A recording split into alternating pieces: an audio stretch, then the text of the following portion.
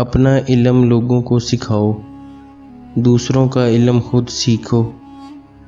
اس طرح تم اپنا علم مضبوط کر لو گے اور جو نہیں جانتے ہو اس کا علم حاصل کر لو گے۔ جو شخص گناہوں کے ذریعے اپنے مقصد تک پہنچنا چاہتا ہے، اس کی آرزوئیں بہت دیر سے پوری ہوتی ہیں، اور جس چیز سے ڈرتا ہے سب سے پہلے اسی میں گرفتار ہو جاتا ہے۔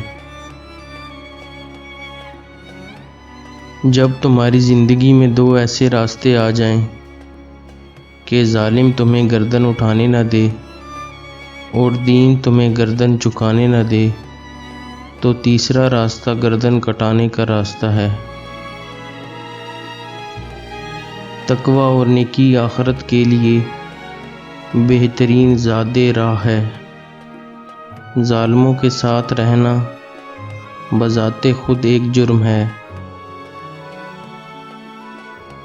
اگر دنیا میں تمہیں کبھی شدت سے غم ملے تو گھبرانا مت، میرے غم کو یاد کر لینا، تمہارے غموں کا وزن ہلکا ہو جائے گا۔ تمہاری عمر برابر گھٹتی جا رہی ہے، بس جو کچھ تمہارے ہاتھ میں ہے اس سے کسی کی مدد کر جاؤ۔ جو تمہیں دوست رکھتا ہے وہ برائی سے روکے گا، اور جو تمہیں دشمن رکھے گا وہ تمہیں برائی پر ابھارے گا۔ خبردار، تم ایسے لوگوں میں شامل نہ ہونا جو دوسروں کے بارے میں فکر مند ہوں اور اپنے گناہوں سے غافل ہوں۔ اگر دنیا میں انقلاب لانا چاہتے ہو تو تہذیب نفس کا آغاز خود سے کرو، دنیا خود بدل جائے گی۔ جب جسم موت کے لیے ہے تو اللہ کی راہ میں شہید ہونا سب سے بہتر ہے۔ مجھے جنت سے زیادہ نماز عزیز ہے، کیونکہ جنت میری رضا ہے، نماز میرے رب کی رضا ہے۔ کسی چیز کی شدت سے خواہش محض بری بات نہیں بلکہ مہلک بھی ہے۔ ظلم کے خلاف جتنی دیر سے اٹھو گے اتنی ہی زیادہ قربانی دینی پڑے گی۔ اعلیٰ درجے کا معاف کرنے والا وہ ہے جو انتقام پر قدرت رکھتے ہوئے عفو درگزر سے کام لے۔ عورت کا پردہ کرنا شہید کے خون سے بھی افضل ہے۔